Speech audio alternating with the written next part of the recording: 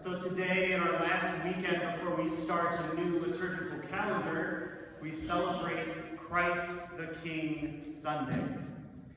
And it's a beautiful one. It reminds us of the power of God, as Father just mentioned. This beautiful power that God has over death, that God has had for us, who reigns in heaven. And very often we think of a very powerful Lord, someone that, has this great power among him. And then we have our gospel, where you would think it would have something that would share this great power that defines Christ the King Sunday. But then we see not his power, but his interrogation. This moment where a real king, right, a governor, Pontius Pilate, is talking face to face with this man. And Pontius Pilate himself can't understand, why are you calling yourself a king? Where is your army? Your own people have betrayed you. You come here spat upon, beaten. Where is your kingdom? And Jesus says, my kingdom is not of this world. But where's his power? If he's still a king, he seems really powerless. In the earthly sense, he seems in this gospel to have nothing.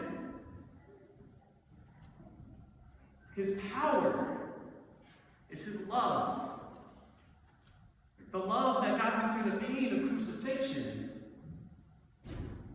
but led him to the resurrection, to his coronation. And my friends, I think so too for us, whenever, in a world where we see a power, if we see a celebrity, if we see someone of high influence, we strive for that. I want a lot of friends, I want a lot of wealth, I want a lot of attention, or something to that effect. I want to be powerful. And my friends, I think our call is to be like Jesus and to recognize that our power comes from Christ, not from this world. It is that to say that this world is bad, that everything in here is horrible, that we shouldn't achieve anything. No. It's okay to have things. It's okay to want to have friends. It's okay to be a part of the world, to enjoy things. But where do you get your power? I think so often, I know in my own life experience, I have sought power in friendships. I've sought power in other things. But when you seek power in just friendships, sometimes those friendships fail. Sometimes there's back and forth gossiping where you may not appreciate how some people are talking about maybe another member of your friend group or another member of your family, or even how they talk about yourself.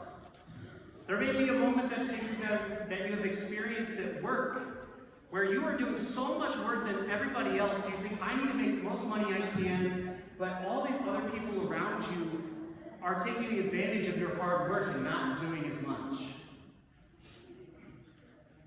If we put all of our power into those things and see the faultiness of the world, we have this circular level of shame. To say, I'm not good enough. To say, everything that I've tried to make up for myself seems to be crawling beneath me. In my own expectations for myself and the world, I'm falling underneath them. But my friends, where is your power? It's from the Lord. So that if we recognize that the true King of glory, the true Christ the King, out of his love for you, wants to see something particularly within you.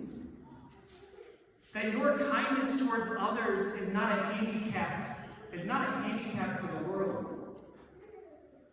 That you, as a particular gift, are meant to share that and to take pride in it. But for those that take advantage, they're missing the point of your gift.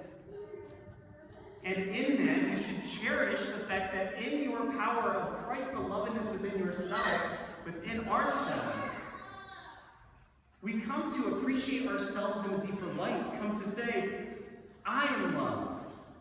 You are loved. And it is not out of this earthly sense of power. It's not out of this earthly sense of wanting to one-up each other. But recognizing that out of this resurrected love, Out of this divine kingship, the Lord calls us to this beautiful love for each other and for ourselves. So my friends, as we end one liturgical season and enter into Advent, anticipating the coming of Jesus in Christmas, allow this time to ask ourselves, where does your power lie now? Where are the parts of our hearts that we could be giving further to the Lord? To recognize in the busyness of the world and the busyness of our schedules that the Lord wants to meet you where you are for the sake of you. To say, yes, things are important, family is important, work is important, friendships are important. But is Christ the King of these moments? Allow him to rule over these parts of your heart so that we can recognize for ourselves how that love transforms how we interact with people. Because it transforms us by realizing that it's not just for these actions that I'm participating in. It's not that I'm just going to work. It's not that I'm just with friends. It's that as I am beloved, I walk with other beloved children of God.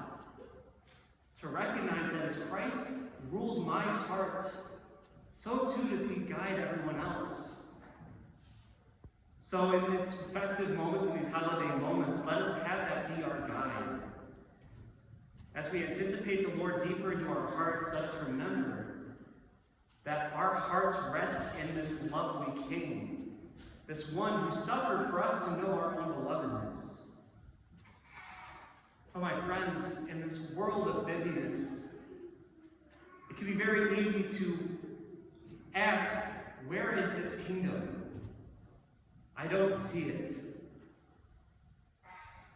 At this Mass, allow the Eucharistic Lord to look upon you.